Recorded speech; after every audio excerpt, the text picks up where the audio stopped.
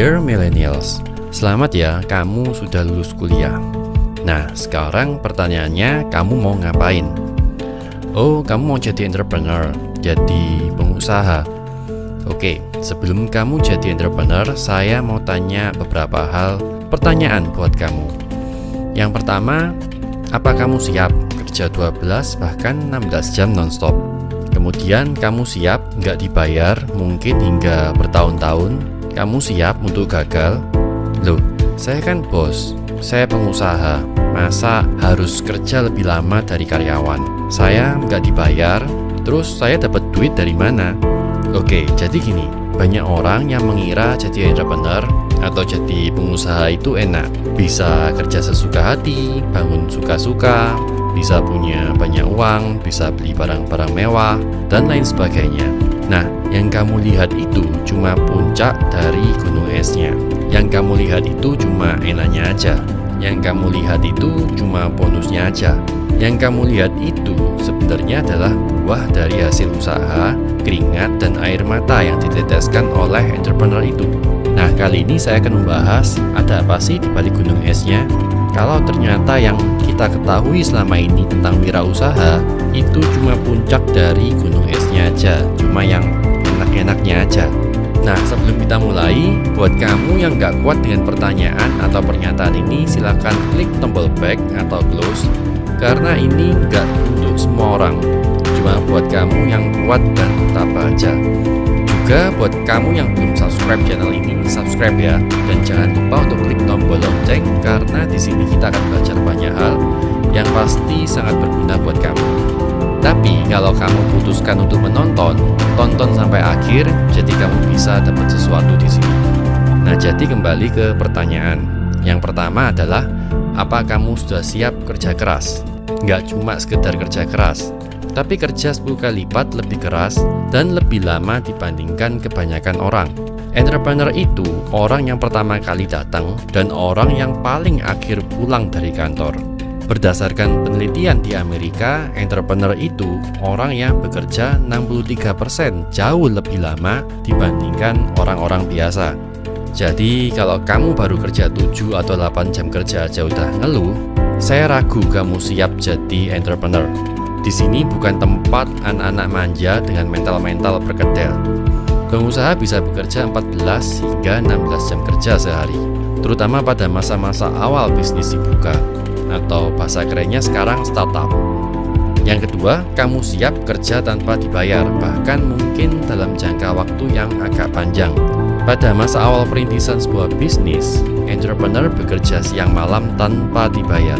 Fokusnya adalah mengembangkan bisnis yang masih kecil dan membayar biaya operasional seperti air, listrik, biaya pemasaran, dan gaji karyawan. Setelah semuanya terbayar, sisa uang pun akan dikembalikan untuk mengembangkan bisnis. Jadi, pengusaha itu adalah satu-satunya jalan untuk mendapatkan kebebasan finansial dan waktu. Tapi kalau kamu kira jadi entrepreneur itu jalan pintas menuju kekayaan, kamu salah besar. Karena seringkali jalannya terjal, gelap, dan bahkan mungkin harus jatuh berkali-kali. Pertanyaan ketiga, apa kamu siap menghadapi penolakan? Semua orang sukses pasti pernah ditolak. Kalau kamu baru ditolak 2-3 kali udah putus asa, ya mungkin ini bukan jalanmu. Ditolak itu bagus, artinya kamu bekerja. Orang yang gak pernah ditolak, mungkin orang yang gak pernah bekerja. Colonel Sanders, pendiri KFC, ditolak sebanyak 1009 kali sebelum akhirnya seseorang membeli resepnya. J.K. Rowling, penulis Harry Potter, ditolak oleh 12 penerbit sebelum bukunya menjadi mega bestseller. Walt Disney dipecat dari perusahaan animasi karena dirasa kurang imajinasi. Jadi di sini bukan tempat anak cengeng yang gak sanggup menghadapi penolakan. Semua orang sukses di dunia ini pasti pernah menghadapi penolakan. Pertanyaan keempat, apa kamu siap menghadapi malu dan kegagalan? Ya, gak ada orang yang langsung berhasil dalam menjalankan sebuah usaha.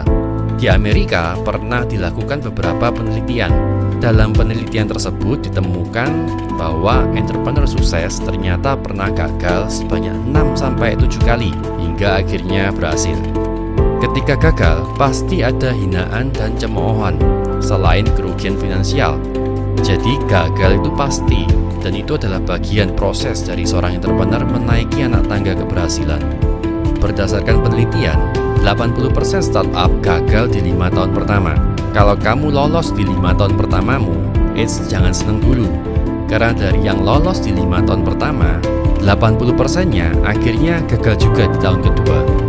Jadi kesimpulannya, dari 100 startup baru yang dibuka, hanya 4 yang benar-benar bisa berhasil. Pertanyaan kelima, apa kamu siap menghadapi pengkhianatan? Ya, hampir semua entrepreneur pasti pernah mengalami pengkhianatan oleh orang terdekat sendiri.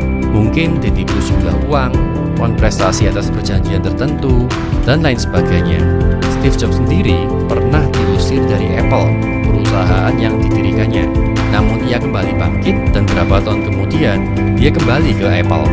Dari pengalaman ini kamu bisa belajar bahwa don't just the base cover itu benar banget. Gak semua orang yang baik sama kamu itu punya motif yang tulus.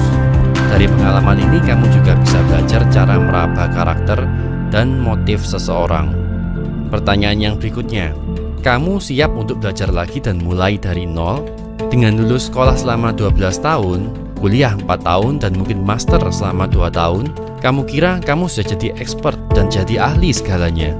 Jangan salah, kamu belum tahu apapun tentang dunia wirausaha. Sama seperti saya dulu setelah lulus kuliah. Saya kira saya sekarang menjadi seorang sarjana dan siap masuk dunia profesional dan siap untuk mencetak uang sebanyak mungkin. Ternyata saya salah besar. Setelah lulus kuliah, makin banyak hal yang belum pernah saya ketahui.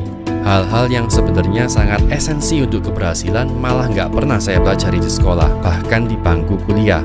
Seperti cara berhubungan dengan orang lain, leadership, mengatur keuangan, memilih orang, mengatur tim, membentuk tujuan, memanifestasikan impian, public speaking, dan masih banyak lagi. Semuanya saya nggak pernah belajar di sekolah.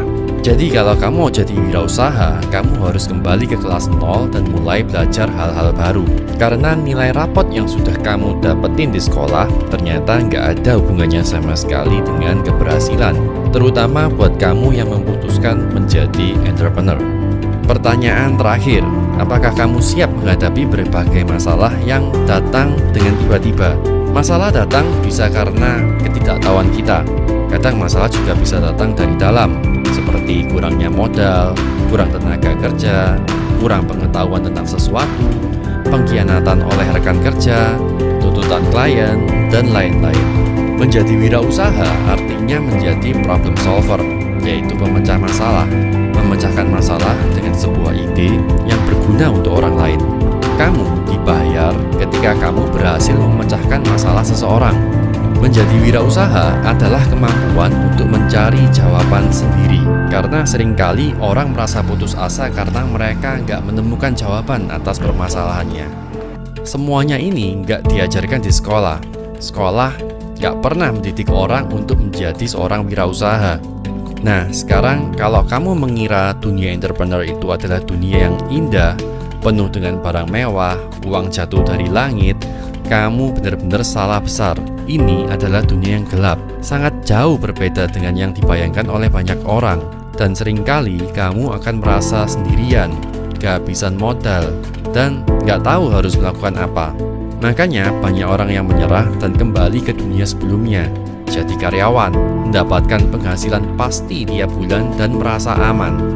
Tapi ini semua adalah proses yang pasti dialami oleh semua entrepreneur, dimana kalau kamu bisa mengatasi dan bertahan sambil belajar dari kegagalan, kamu bisa mendapatkan keberhasilan yang kamu impikan. Kamu mau bebas secara finansial, mau memiliki kebebasan waktu, mau mendapatkan passive income, wirausaha jawabannya. Wirausaha adalah satu-satunya pintu yang dapat membawa kamu ke semua impianmu. Tapi yang pasti, ada harga yang harus dibayar. Dan yang pasti nggak dibayar dengan murah, dibayar dengan energi, keringat, dan air mata. Saya mengatakan hal ini bukan karena ingin menjatuhkan semangatmu. Saya mengatakan hal ini agar waktu kamu memutuskan menjadi wirausaha, kamu sudah siap secara mental dan siap menghadapi semua tantangan. Kesimpulannya, wirausaha bukan untuk pecundang, bukan untuk orang yang gak mau bayar harga, bukan untuk orang yang hanya punya mimpi tapi tapi nggak mau berkorban. Wirausaha bukan untuk orang yang nggak mau belajar dan merasa udah pintar.